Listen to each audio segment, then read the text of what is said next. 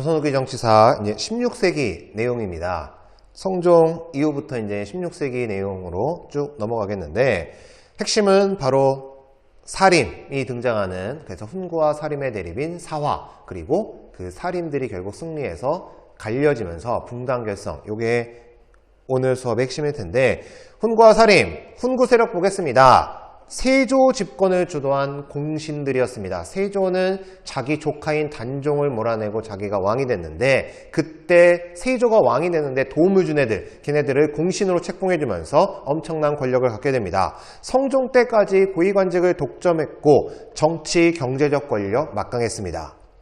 사림들, 온건파 신진사대부의 후에 한마디로 조선 건국에 협력하지 않았던 고려 말 온건파 사대부들의 후손들, 제자들이 되는데, 성종 때 이 성종의 입장에서 하도 이 훈구 세력이 너무 어깨에 힘주는 것 같으니까 이들을 견제하는 차원으로 15세기 후반부터 성종 때부터 중앙정계로 진출하게 되니 대체적으로 3사, 언관직, 아까 3사를 언론기관이라고 했잖아. 그 언관직에 임명을 하면서 계속 그 훈구 세력들을 비판하고 사원부 같은 거 감찰하는 기능이 있었잖아. 그 다음에 사관원이 간쟁, 아니되옵니다. 훈구에 대해서 계속 왕한테 쫑알쫑알 얘기하게 되는, 그래서 훈구의 부정과 비리를 강하게 비판했던 애들입니다. 그러니까 훈구 세력들이 열받을 거 아니야. 어린 놈들, 젊은 놈들이 자꾸만 나를 디스하니까. 그래서 바로 훈구와 사림의 대립으로 일어난 사건,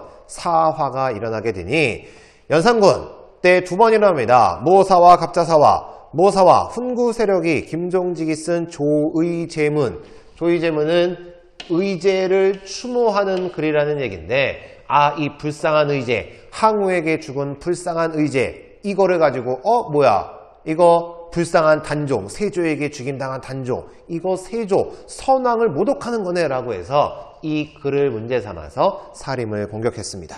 그게 바로 모사화가 되는 거고, 갑자사화는 연산군 자기 엄마 문제입니다. 친모인 생모에 있던 폐비윤 씨 죽음과 관련해서 훈구, 사림 세력 모두가 제거당하게 된 사건이 갑자사화가 됩니다. 내가 우스갯소리로 엄마 원수 갑자라고 해서 갑자사화는 그렇게 외우라고 했는데,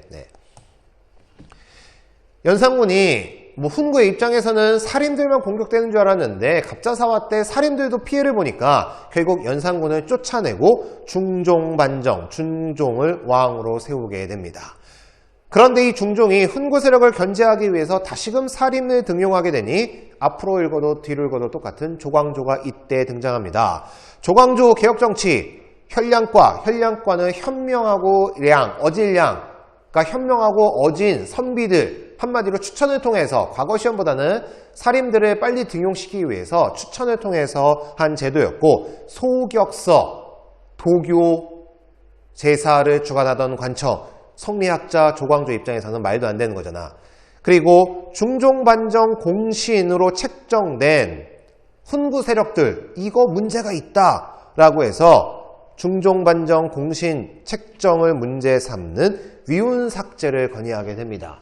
위조된 공훈이야. 공을 세웠어. 근데 그게 위조됐어. 잘못됐어. 중종반정 때.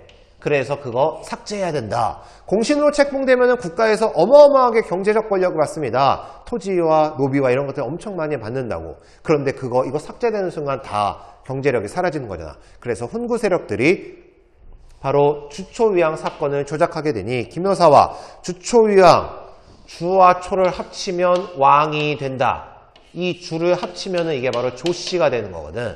바로 그래서 조광조가 왕이 되려는 이런 역심, 역모를 품고 있다라고 해서 결국 이것으로 인해서 사림 세력이 제거당하게 됩니다. 마지막으로 명정 때 일어난 사건, 을사사화가 있으니, 을사사화는 외척 간의 대립이야. 소윤과 대윤. 소윤, 윤원영, 대윤, 윤임일파. 그런데 바로 윤원영 일파가 윤임일파를 몰아내면서 이때 사림들이 같이 화를 입게 됩니다. 붕당의 출현, 배경을 보면은 서원, 향약을 바탕으로 지방에서 사림들은 사화를 통해서 계속 까이고 죽이고 귀양 가고 사약 먹고 이렇게 해서 계속 세력이 약화되는 것처럼 보였으나, 문제는 계속해서 지방에서 세력들을 키웠습니다. 서원과 향약을 바탕으로 세력이 계속 확대됐고 결국 선조가 즉위한 이후 사림들이 전국을 주도하게 됩니다. 훈군은 사라지고 결국 최종 승자 사림이 되는데 안타깝게도 이 사림들이 척신정치, 외척 세력들을 어떻게 해야 될까? 이 척신정치에 대한 입장 차이로 인해서 또한 이조전랑 임명 문제를 둘러싸고 대립하게 되면서 결국 갈라지게 됩니다. 그래서 신진사림, 좀 젊은 애들, 이제 갓 등용된 애들이라고 생각하면 되는 거지. 신진사림을 대표하는 김효원 쪽을 따르는 애들이 동인, 그 다음에 기성사림, 그 전부터 나름 관직을 좀 하고 있었던 사림들, 기성사림을 대표하면서 외척 가문 출신의 심의겸, 이쪽을 따르는 사람이 서인, 그래서 동인과 서인으로 나뉘어지게 되는데 동인과 서인의 입장 차이를 좀 보면은 동인, 척신정치 청산에 적극적이야. 외척 세력 절대 우리랑 함께 할 수 없어. 사림들의 입장에서 외척이랑 어떻게 손을 잡아?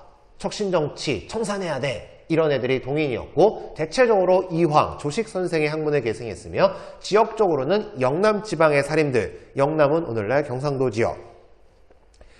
서인들은 척신정치 청산에 소극적, 무조건 외척이라고 나쁜 놈들 아니야. 걔네들 중에서도 괜찮은 유학자들, 성리학자들이 있어. 걔네들 중에서도 괜찮은 애들 있어. 라고 하면서 청산에 소극적이었고 대체적으로 이 성원의 그 세력들, 그들이 중심이 됐으며 지역적으로는 기호사림, 기호지방이 어디냐? 경기도, 충청도 이쪽에 있었던 사림들 중심으로 해서 서인으로 이렇게 구성이 됩니다. 키워드 같이 보면은 여러분들 뭐 다 기억하면 되겠지. 뭐 핵심적인 키워드들이니까 이 정도 기억하면은 사림 나오는 관련돼서 문제들은 뭐 특별히 어려울 게 없을 것 같습니다. 이렇게 해서 조선 전기 정치사 두 번째도 마치고 대외관계에서 임진왜란 계속 살펴보겠습니다.